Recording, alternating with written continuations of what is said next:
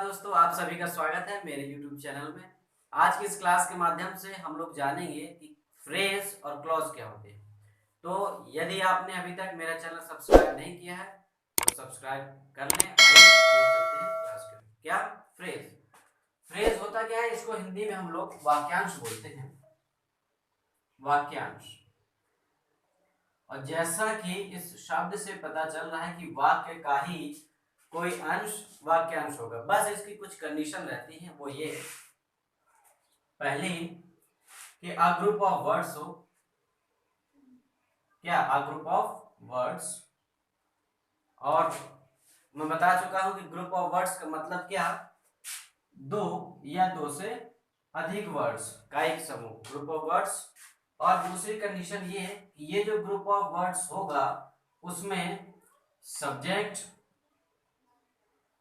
और वर्ब नहीं होंगे। क्लियर, यानी कि सब्जेक्ट वर्ब कॉम्बिनेशन नहीं होगा, वो क्या कहलाएगा, फ्रेज। अच्छा, फ्रेज ध्यान से सुनिएगा।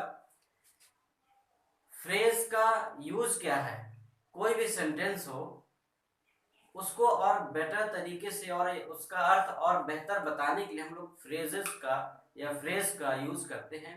और एक ही सेंटेंस में हो सकता है सिर्फ एक फ्रेज आए या एक से अधिक भी फ्रेज आ सकते हैं। क्लियर। तो क्या अ ग्रुप ऑफ वर्ड्स हो, और दूसरी बात कि इसमें सब्जेक्ट वर्ब कॉम्बिनेशन ना हो। आइए हम लोग देख लेते हैं इसकी डेफिनेशन क्या होगी। A phrase is a group of words. A phrase is a group of words that doesn't have a subject verb combination। यानी कि शब्दों का एक ऐसा समूह जिसके पास सब्जेक्ट वर्ब कॉम्बिनेशन नहीं होता है, फ्रेज कहलाता है। और दूसरी भाषा में बोला जाए कि a group of words that have some sense, यानी कि उसमें कुछ अर्थ होता है बट नॉट कंप्लीट सेंस, लेकिन पूरा अर्थ नहीं होता, क्या कहलाता है, फ्रेज। अगर हम बोल दें at home, group of words है, दो वर्ड्स है, ये क्या फ्रेज कहलाएगा। लेकिन क्या इसका पूरा अर्थ है, जी नहीं। इसका अर्थ क्या है, घर पर। अब घर पर क्या, मैं घर पर हूं या कुछ और दूसरे कार्य मेरे घर पर हो रहे हैं, पूरी जानकारी नहीं मिल रही। बट हाँ, ये तो है कि थोड़ी जानकारी मिल रही कि घर पर, इसीलिए बोला जाता है a group of words that have some, है ना, सेंसेबल, सम सेंस होता है लेकिन पूरा अर्थ नहीं होता, फ्रेज कहलाते हैं। और हमने शुरुआत में ही बोला था, अगर इसको किसी वाक्य में यूज कर दिया जाए तो ये अर्थ और बेहतर देता है। मान लीजिए ये नहीं है, अगर हम सिर्फ बोल दें कि डोंट ट्राई दिस, सिर्फ इतना बोला कि इसकी कोशिश मत करिएगा। क्लियर। तो किसकी कोशिश मत करिएगा, कहाँ मत करिएगा। मान लीजिए कोई एक्सपीरियंस होल्डर पर्सन है, वो किसी बच्चे को सिखा रहा है और हो सकता है वो हार्मफुल हो उसके लिए, तो बोल दे कि तुम इसका प्रयास मत करना। क्या मेरे सामने भी ना प्रयास करें, ऐसा कुछ नहीं है। अगर हम बोल दें at home, don't try this at home, यानी कि ये जो शब्द आया है इस सेंटेंस जो पहले था, अब यहां तक सेंटेंस है, इसकी व्याख्या और अच्छे से कर रहा है। कैसा कि घर पर इसको ट्राई मत करिएगा, मेरे सामने आप कर सकते हैं। क्लियर। तो ये क्या हो जाएगा हमारा फ्रेज। देखिए 1 2 दो वर्ड्स मिल करके एक फ्रेज का निर्माण करेंगे। जैसा कि हमने देखा इसमें सब्जेक्ट वर्ब कॉम्बिनेशन नहीं होता। देखिए क्या आपको यहाँ पर कहीं सब्जेक्ट वर्ब कॉम्बिनेशन मिल रहा है, जी नहीं। एक और उदाहरण देख लेते हैं हम लोग। जैसे हम बोल दें कि Pankaj is going to market. क्या कि पंकज बाजार जा रहा है। अगर हम देखें क्या ये फ्रेज है, नहीं है। क्यों? क्योंकि इसमें दो वर्ड्स ही नहीं है। तो अधिक तो बहुत बड़ी बात हो गई। फ्रेज के लिए कम से कम दो वर्ड्स चाहिए। अच्छा, क्या ये दो वर्ड्स हैं? जी हाँ, इज और गोइंग दो वर्ड्स हैं। कौन कौन? इज और गोइंग, ये दो वर्ड्स हैं। क्या ये फ्रेज हो जाएगा? हो सकता है, बिल्कुल हो सकता है। दो वर्ड्स हैं, फ्रेज हो सकता है। बस उसकी जो कंडीशन है कौन सी, कि इसमें सब्जेक्ट वर्ब जो कॉम्बिनेशन होता है वो ना हो। क्या कहीं नजर आ रहा है इसमें सब्जेक्ट? नहीं, यानी कि ये फ्रेज है। अच्छा, ये चूंकि यहाँ पे वर्ब का काम कर रही है तो ये क्या हो जाएगी? Verb phrase. क्लियर? अगर हम बोल दें पंकज, मान लीजिए पंकज मेरे बड़े भैया, हम बोल दें कि my Elder brother is going to market। अब देखिए, माय एल्डर ब्रदर, अच्छा यहाँ पे सब्जेक्ट क्या था? पंकज। अच्छा, पंकज किसी का नाम है, नाउन है। नाउन का काम क्या? मेनली सब्जेक्ट और ऑब्जेक्ट का कार्य करना किसका? नाउन का काम होता है। अब यहाँ पर सब्जेक्ट क्या है? ब्रदर है ना। सब्जेक्ट सब्जेक्ट है तो क्या ये नाउन है? जी हाँ, ब्रदर मीन्स भाई, भाई को भाई बोला जाता है, नाउन। ये क्या है? नाउन। अब ये देखिए, क्या ये नाउन सिर्फ एक ही शब्द का है जैसे यहाँ पर पंकज था? जी नहीं, यहाँ पर पंकज सिर्फ एक वर्ड है बस।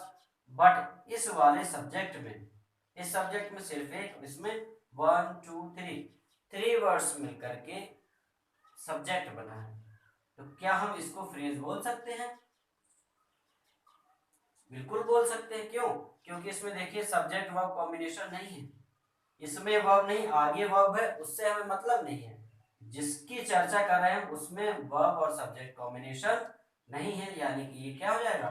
फ्रेज, दो या दो से अधिक शब्दों का समूह। अच्छा, आगे जैसे हम पिछले उदाहरण में देखा, इस गोइंग भी क्या था? फ्रेज। अगर यहां पर ये ना होता, पंकज इज गोइंग या मेरे बड़े भैया, my Elder brother is going, मेरा बड़ा भाई जा रहा है, क्या ये सेंटेंस नहीं है? जी हाँ। अगर इसी में हम लिख दें टू मार्केट या टू लखनऊ, तो ये भी क्या है? फ्रेज है ना। तो दो या दो से अधिक शब्दों का एक ऐसा समूह जिसका सब्जेक्ट वर्ब कॉम्बिनेशन नहीं होता है, और इसका मतलब कुछ अर्थ होता है, पूरा अर्थ नहीं। पूरा अर्थ इसीलिए नहीं होता ना क्योंकि इसका सब्जेक्ट और वर्ब कॉम्बिनेशन नहीं होता है। क्लियर? ये क्या था? फ्रेज। चलिए अब हम लोग देखते हैं कि क्लॉज क्या होती है। क्या? क्लॉज। हिंदी में इसको हम लोग उपवाक्य बोलते हैं। उपवाक्य से क्या समझ में आ रहा है? यानी कि कोई वाक्य ही होगा या वाक्य के प्रकार का ही होगा। और वाक्य क्या होता है? सेंटेंस, शब्दों का एक ऐसा समूह जिसमें सब्जेक्ट और वर्ब कॉम्बिनेशन होता है। क्लियर? सिर्फ शब्दों का समूह नहीं, एक ऐसा समूह शब्दों का जिसमें सब्जेक्ट और वर्ब कॉम्बिनेशन होता है, वो क्या? वाक्य कहलाता है। तो फिर उपवाक्य है। देख लेते हैं, शब्दों का एक ऐसा समूह जिसका क्या? सब्जेक्ट और प्रेडिकेट या वर्ब होता है और पूरे सेंटेंस का एक भाग होता है, वो क्या कहलाएगा? उपवाक्य। अगर हम लिखना चाहें या कहें कि a group of words, a group of words that has its own subject and verb बोले या प्रेडिकेट बोले, बात एक ही है। Predicate and it is also a part of sentence is called a clause। Clear? देखिए, अ ग्रुप ऑफ शब्दों के एक ऐसा समूह जिसका क्या खुद का सब्जेक्ट और प्रेडिकेट होता है, और ये क्या होता है पूरे जो सेंटेंस जो वाक्य रहता है उसका एक पार्ट होता है, क्या कहलाता है क्लॉज। और फ्रेज में हमने क्या जाना कि सब्जेक्ट सेंटेंस का पार्ट तो होता है लेकिन उसमें सब्जेक्ट और वर्ब कॉम्बिनेशन नहीं होता, और क्लॉज में सब्जेक्ट और वर्ब कॉम्बिनेशन होता है, इसीलिए इसके अंतर्गत कौन सा शब्द आता है वाक्य, बोलते क्या है उपवाक्य। चलिए फॉर एग्जांपल देख लेते हैं। I shall give him some books. I shall give him some books if he comes to me. ये एक वाक्य है। अच्छा, वाक्य की पहचान क्या, लास्ट में फुल स्टॉप, क्वेश्चन मार्क या एक्सक्लेमेशन साइन आता है, क्लियर। यहां से लेकर यहां तक ये क्या है, एक वाक्य है। अब इसमें हमें देखना है कि इसमें फ्रेज सॉरी क्लॉज है या नहीं, क्लियर। देखते हैं, इसमें देखते हैं कि इसमें क्लॉज है या नहीं है तो कहां पर है, कौन कौन सी, क्लियर। एक सेंटेंस लिखा है I shall give him some books if he comes to me, यदि वह मेरे पास आएगा तो मैं उसे कुछ पुस्तकें दूंगा। क्या बोला गया है कि a group of words that has its own subject and predicate. अच्छा, सब्जेक्ट और प्रेडिकेट देखते हैं हम लोग। I shall give him some books, मैं उसको दूंगा, कौन देगा, मैं, तो ये क्या हो जाएगा आपका सब्जेक्ट, क्लियर। और सब्जेक्ट के बारे में जो कुछ भी बताया जाए वो क्या कहलाता है, प्रेडिकेट, क्लियर। फिर दूसरा लिखा है यदि वह मेरे पास आएगा, कौन आएगा, वह आएगा, आने का काम सब्जेक्ट करेगा, और इसके बारे में जो कुछ भी बताया जाएगा ये क्या हो जाएगा, प्रेडिकेट, क्लियर। अब यहाँ पे क्या देखने को मिल रहा है कि सेंटेंस एक है और यहाँ पर दो दो सब्जेक्ट और प्रेडिकेट आए हुए हैं। सिर्फ ऐसा ही नहीं कि दो ही आ सकते हैं, कोई एक सेंटेंस उसमें जितना चाहे उतने सब्जेक्ट और प्रेडिकेट का प्रयोग किया जा सकता है।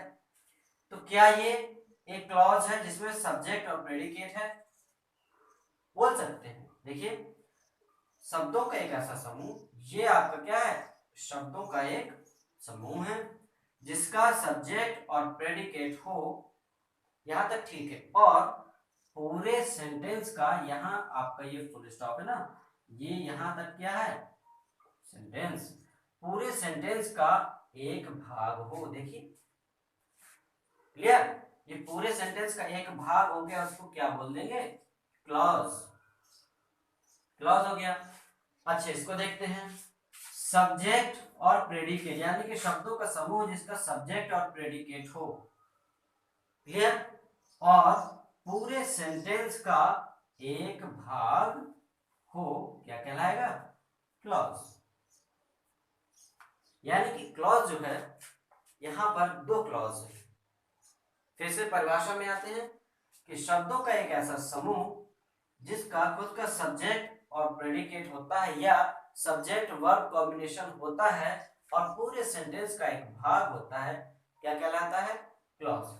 सेम यहां पर शब्दों का एक ऐसा समूह जिसका खुद का सब्जेक्ट और प्रेडिकेट हो और पूरे यहां से यहां तक पूरे सेंटेंस का एक भाग हो, क्या कहलाएगा, क्लॉज, क्लियर। चलिए आइए नेक्स्ट क्वेश्चन, एक एग्जांपल देख लेते हैं। इसकी जैसे यहाँ पे ऐसी डेफिनेशन लिखी है, इसको ये भी लिख सकते हैं कि a clause is a group of words, फिर से सुनिए, a clause is a group of words that has its own subject and verb combination, clear, क्या हो जाएगा, क्लॉज। फिर दूसरा एग्जांपल देखते हैं, कि Raman will beat Sonu because he cheated him. Clear? Raman will beat Sonu because he cheated him. अब देखते हैं, रमन कोई लड़के का नाम है। क्या है ये? किसी लड़के का नाम। क्लियर? रमन सोनू को पीटेगा। क्यों?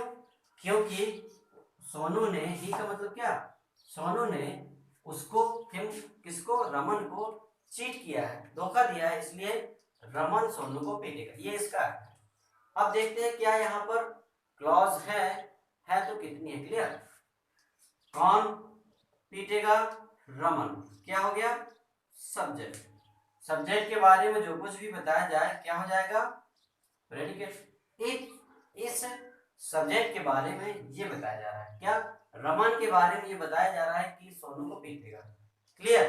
अब देखें यहां पर ये क्या है? ही सब्जेक्ट। क्यों? किसने? उसने। इसके बारे में जो कुछ भी बताया जाए वो क्या हो जाएगा? प्रेडिकेट। क्लियर? फिर से टू क्लॉज। एक तो ये कि Raman will be Sonu, subject और प्रेडिकेट है, और पूरे सेंटेंस कहां पर खत्म? ये फुल स्टॉप यहां पर। पूरे सेंटेंस का एक क्या है? भाग है, तो ये क्या हो जाएगा? क्लॉज। क्लियर? अब इसमें आते हैं, बिकॉज ही चीटेड हिम। ये भी क्या है? सब्जेक्ट और प्रेडिकेट, यानी कि सब्जेक्ट वर्ब कॉम्बिनेशन है, और पूरे सेंटेंस का एक भाग है, ये क्या हो जाएगा? क्लॉज। क्लियर? अब बात यह आती है कि दो दो क्लॉज हैं, तो क्या सिर्फ क्लॉज होते हैं? इनके कुछ टाइप्स भी होते हैं। जी हाँ, क्लॉज तीन प्रकार का होता है, प्रिंसिपल क्लॉज, सबऑर्डिनेट क्लॉज और कोऑर्डिनेट क्लॉज। तो इनको देख लेते हैं, बाकी सेपरेट वीडियो में हम लोग जानेंगे क्लॉज को। देखिए, एक ऐसी क्लॉज जो अपना अर्थ प्रकट करने के लिए किसी दूसरी क्लॉज पर निर्भर नहीं होती है, उससे हम क्या बोलते हैं? Principal clause. अच्छा, जो निर्भर ना हो उसको क्या बोला जाता है? इंडिपेंडेंट। यानी कि हम इसको इंडिपेंडेंट क्लॉज भी बोल सकते हैं। और एक ऐसी क्लॉज जो अपना अर्थ प्रकट करने के लिए दूसरी क्लॉज पर निर्भर हो। निर्भर का मतलब क्या? डिपेंड हो। उसको हम डिपेंडेंट क्लॉज या फिर सबऑर्डिनेट क्लॉज कहते हैं। दोनों का मतलब एक ही होता है, डिपेंड और सबऑर्डिनेट करना सेम है। तो क्या हो जाएगा? सबऑर्डिनेट और प्रिंसिपल। अब देख लेते हैं यहाँ पर, रमन सोनू को पीटेगा। क्या इसका अर्थ आपको लग रहा है कि पूर्ण नहीं है? जी हाँ, पूरा है। रमन सोनू को पीटेगा। अगर ये यहीं तक होता सेंटेंस तो अर्थ पूरा था, यानी कि ये क्या हो जाएगी? Principal clause. कौन सी? प्रिंसिपल या डिपेंडेंट क्लॉज। अब अगर इसको देखें हम कि क्योंकि उसने उसको चीट किया, क्योंकि उसने उसको, उसने का मतलब पता नहीं, उसको का मतलब पता नहीं, फिलहाल इसको छोड़िए। क्योंकि उसने उसको चीट किया, तो आगे क्या? वो उसको मार डालेगा, वो उसको इनाम देगा। हो सकता मूड उसका कुछ दूसरे प्रकार रहता हो, इनाम दे दे। यानी कि इसका ये जो क्लॉज है, इसका अर्थ हम पूरा निकाल नहीं सकते हैं। कब तक? जब तक हमें ये पता ना चले। क्लियर? यानी कि ये क्लॉज इस क्लॉज पर डिपेंड रहेगी अपना अर्थ प्रकट करने के लिए। क्लियर? तो ये क्या कहला जाएगी? डिपेंडेंट क्लॉज या सबऑर्डिनेट क्लॉज। कौन सी? Subordinate clause. क्लियर? तो चलिए, आज की वीडियो में बस यही जो बेसिक इंफॉर्मेशन थी फ्रेज और क्लॉज के बारे में। तो बाकी का हम लोग नेक्स्ट वीडियो में मिलते हैं। धन्यवाद।